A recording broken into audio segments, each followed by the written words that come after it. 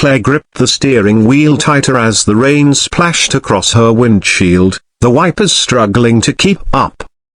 It was almost midnight, and all she wanted was to get home, tuck her little boy into bed, and rest her aching feet after another long shift at the diner.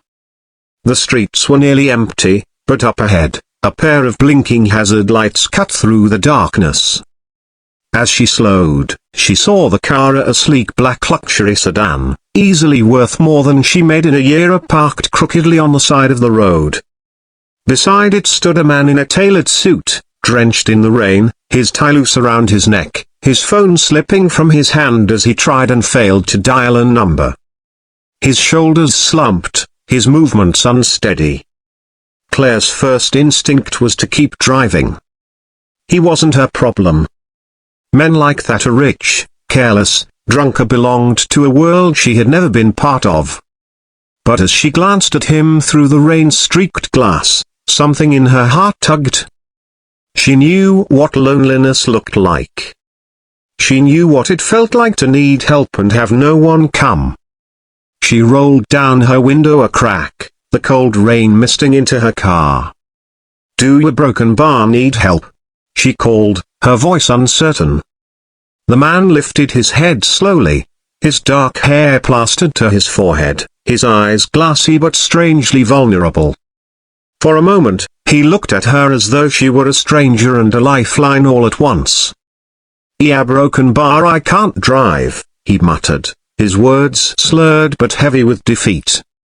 Claire hesitated, her heart racing. She didn't know him. She didn't owe him anything. But as the rain poured harder, she sighed and pushed open her door. Stepping out into the storm, she slipped her arm under his to steady him, ignoring the expensive fabric of his suit soaking her sleeve.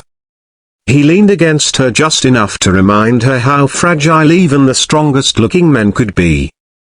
Without a word, she guided him to her old car, its worn seats and faint scent of coffee and crayons a sharp contrast to the luxury he had left behind. He sank into the passenger seat with a groan, rain dripping from his hair, while she closed the door and hurried back to the driver's side. Claire started the engine, her pulse quickening.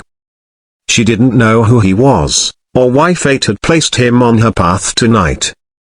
All she knew was that she couldn't leave him standing alone in the rain. The hum of the engine filled the silence as the rain tapped softly against the roof of Claire's old car.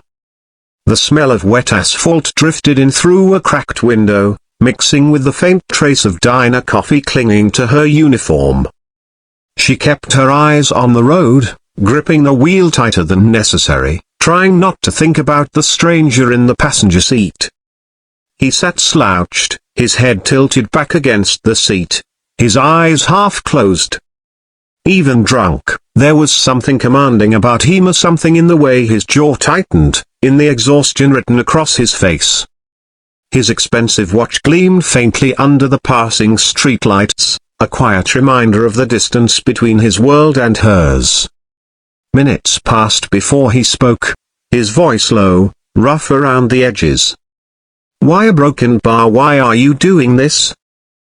His words were slurred, but his question carried weight. Claire swallowed, her throat suddenly dry.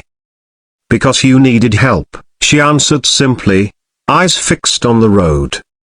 After a pause, she added, softer, "And I know what it feels like to have no one to call." He turned his head toward her then, studying her profile as though trying to piece her together.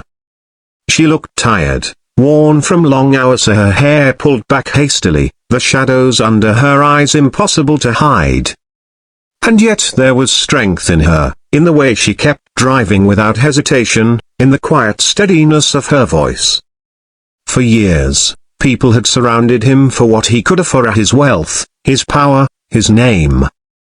Yet here was a woman, a stranger, offering him kindness with nothing to gain. The thought unsettled him.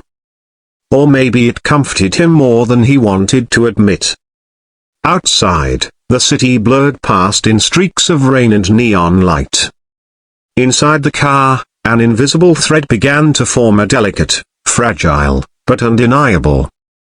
And though neither of them could see where it might lead, both felt the shift in the silence, a quiet moment that bound two very different lives together. The following morning, Claire convinced herself it had been nothing more than a passing encounter.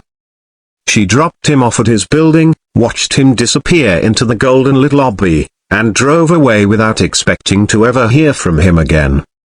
Men like that didn't remember women like her. She was just a tired single mom with a 10-year-old car and bills piled on the counter. He was a man from another world, polished and powerful, with everything she'd never have.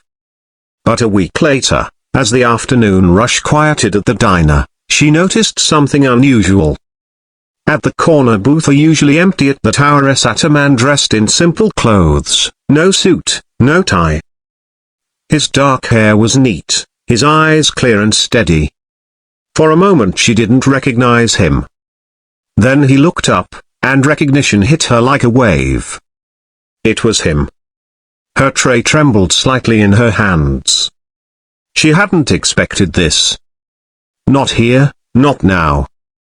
She walked over cautiously, her heart racing, her voice unsure. "You a broken bar, what are you doing here?" He smiled, and not the practiced smile of a man used to boardrooms and cameras, but something softer, warmer, almost shy. "I came to see you." Claire shook her head, almost laughing at the absurdity. "You don't owe me anything. That night, forget it. You don't have to pretend." But his expression grew serious. "I'm not pretending. That night, you didn't just give me a ride. You gave me something I hadn't felt in years, a kindness without expectation.